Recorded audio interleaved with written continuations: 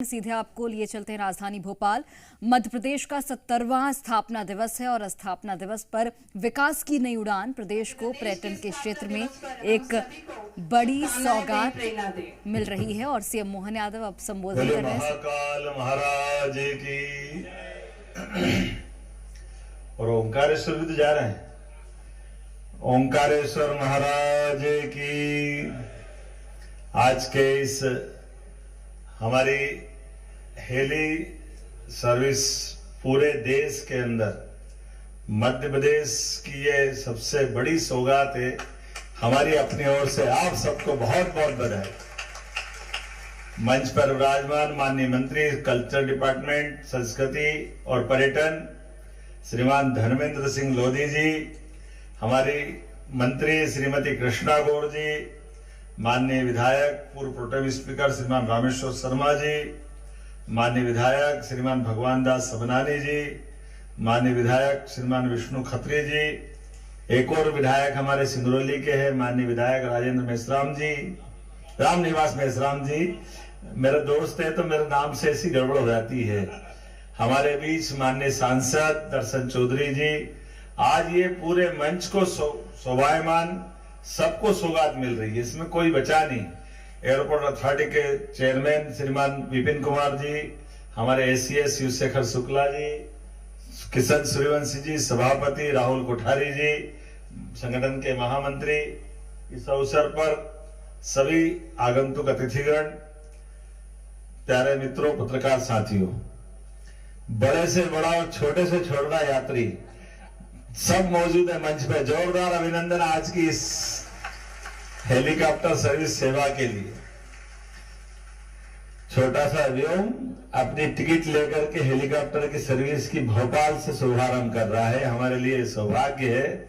और माननीय मंत्री धर्मेंद्र लोधी जी भी अपने बोर्डिंग लेकर के इस यात्रा के अंदर अपना गंतव्य की तरफ बढ़ रहे हैं। यहाँ मंच पर विराजमान दर्शन सिंह चौधरी जी, ये एक हेलीकॉप्टर 3 तरफ की यात्रा करने वाले हैं 20 तारीख से। एक उज्जैन, इंदौर, ओंकारेश्वर, महाकालेश्वर, और अपनी बुकिंग होगी तो भोपाल से भी ले जाएंगे। दोपहर बाद यहां से 10:30 बजे बाद उसकी अपने वो चक्र पूरा करने के बाद यहां से पहुंचाएंगे। ये पूरे शुभारंभ के लिए हमारे माननीय मंत्री भी थे यहाँ, राम नायडू जी, लेकिन एक घटना उनके अपने क्षेत्र में हुई है, दुखद घटना। हम सब विनम्र श्रद्धांजलि अर्पित करते हैं। आज देव उत्थान एकादशी है और ऐसे अवसर पर आंध्र के अंदर तेलंगाना में उनके कॉन्स्टिट्यूंसी में कुछ घटना घटी है, तो मैं बाबा महाकाल से सबके मोक्ष की कामना करता हूं और घायलों को जल्दी से जल्दी उपचार मिले, ये अपनी तरफ से भाव भी व्यक्त करता हूं पूरे मंच की तरफ से। और जैसे सौगात की शुरुआत हुई है यहाँ भोपाल से, यहाँ से पचमढ़ी जाने में कितने घंटे लगते हैं? 5.5 घंटे। और हेलीकॉप्टर कितनी देर में पहुंचाएगा? 50 मिनट में, 50 मिनट, 45 मिनट, गजब हो गया। दर्शन भाई देखना, बहुत जोरदार, आपको अच्छी सौगात मड़ई, पचमढ़ी, और ये ऊपर से जो मध्य प्रदेश का जंगल का नजारा जो दिखाई देता है वो वाकई अद्भुत है। ये हमारे लिए एक अलग प्रकार का आनंद है।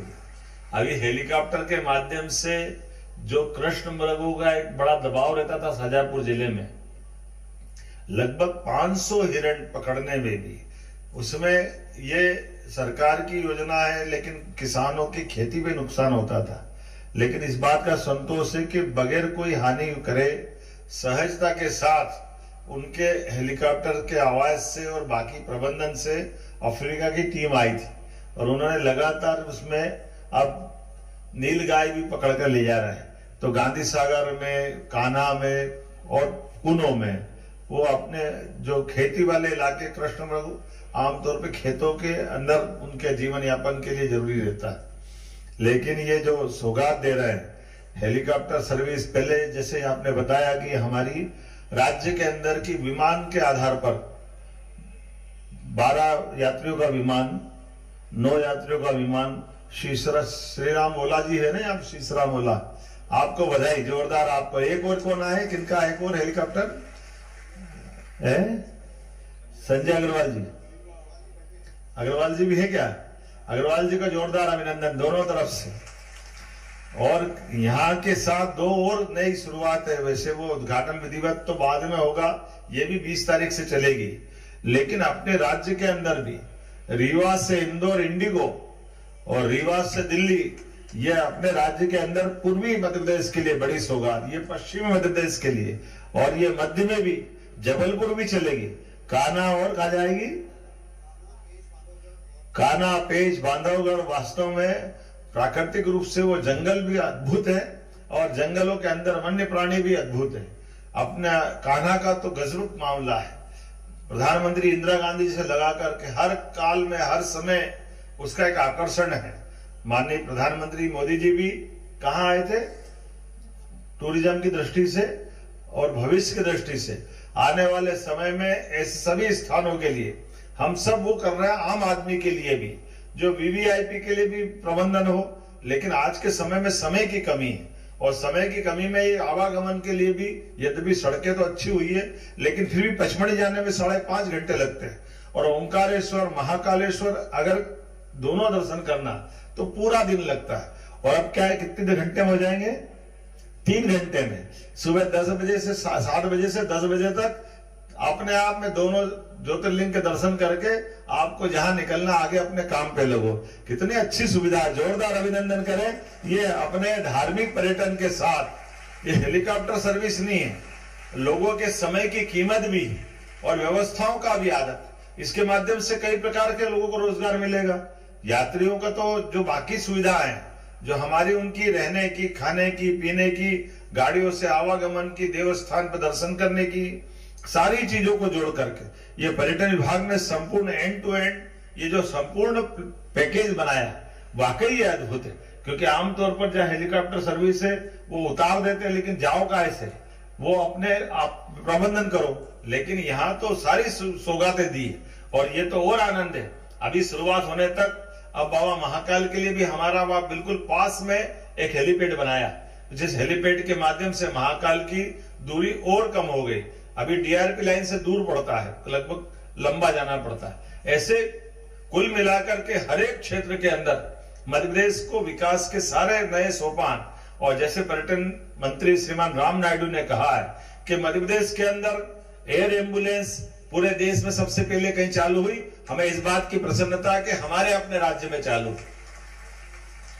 यशस्वी प्रधानमंत्री के नाम पर ये एयर एम्बुलेंस भी चालू की है, तो इसके पीछे भाव ही है कि हाँ, हमारे अपने राज्य के अंदर भौगोलिक रूप से मध्य प्रदेश बहुत बड़ा है। ऐसे में किसी की कोई कष्ट आ जाए, जान पे बना है, तो हॉस्पिटल में एडमिट हो या दुर्घटना हो जाए तो उसको तुरंत लिफ्ट कराएं। मुझे ध्यान में हमारी सरकार बनी थी और हरदा में आग लग गई।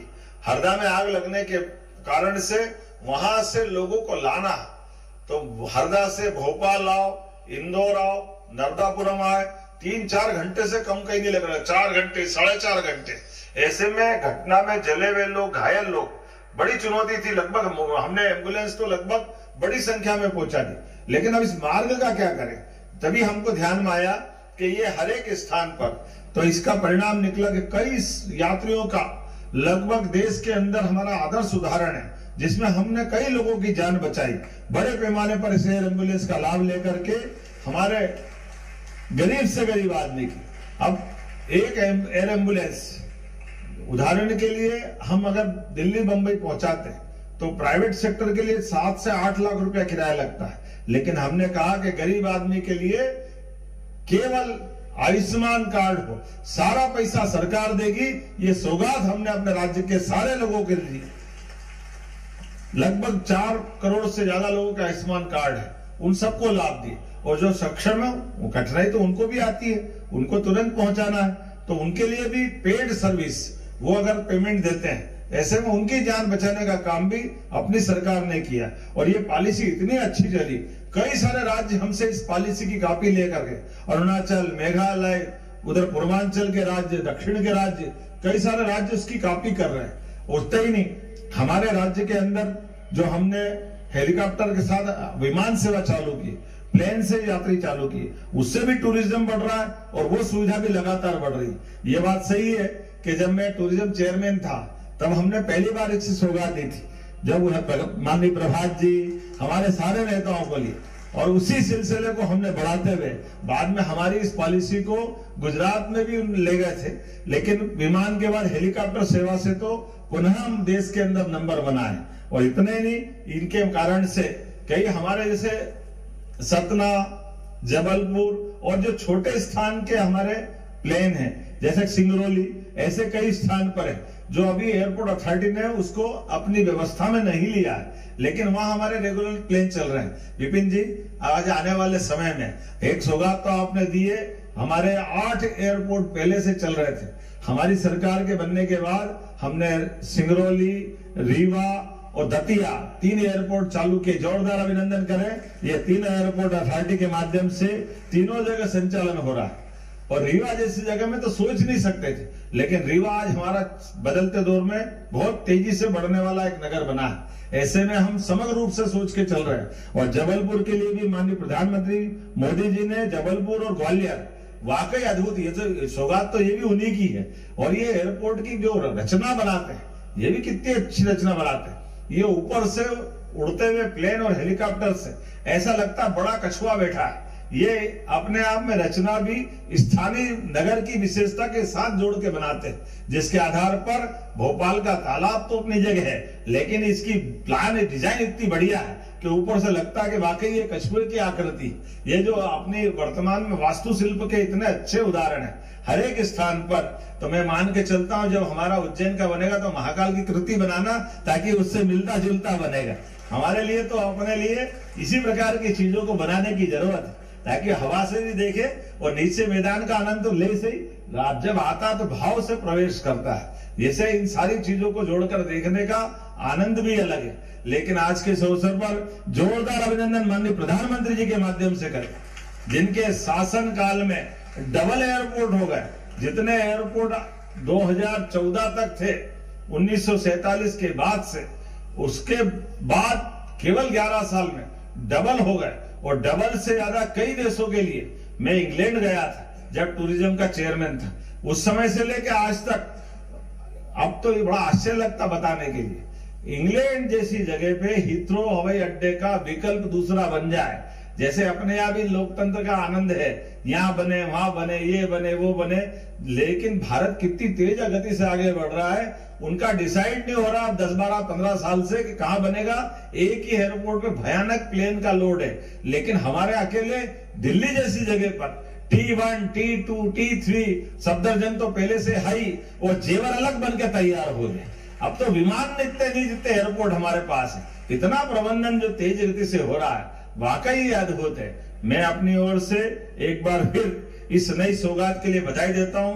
और खास करके मध्य प्रदेश तो देश का दिल है, और देश के दिल को ऊपर से प्राकृतिक रूप से सौंदर्य का आनंद लेने के लिए जिस प्रकार से सौगात दी है, पुनः अपनी ओर से मंच को बधाई देता हूं। और ज्यादा देर भाषण होगा, अभी हमारे यात्रियों को लौट करके भी आना है, अभी जाना भी है, और हमने वापस लौट करके शाम का हमारा शानदार कार्यक्रम भी होने वाला है। लेकिन इस सौगात के लिए आप सब सहयात्री बने, पर हम गुंजाइश लेके जा रहा है, केवल भोपाल वालों को लाभ नहीं दे रहा है, उज्जैन से भी यहाँ आना तो कुछ यात्री वहां से भी लाना है। दोनों तरफ से आवागमन बराबर होना चाहिए, वहां के भी जनप्रतिनिधि आए, यहाँ के जनप्रतिनिधि भी वहां जाए। ये रचना अद्भुत बनाई है, तो ये लेन देन बराबर होना चाहिए। मेरी अपनी ओर से पुनः इस अच्छे आयोजन के लिए एयरपोर्ट अथॉरिटी का भी धन्यवाद, टूरिज्म मिनिस्ट्री और टूरिज्म कल्चर के सभी अधिकारियों का धन्यवाद। और उम्मीद करेंगे ये जो सौगातें बढ़ रही है, अभी एक हवाई जहाज जबलपुर भी जाने वाला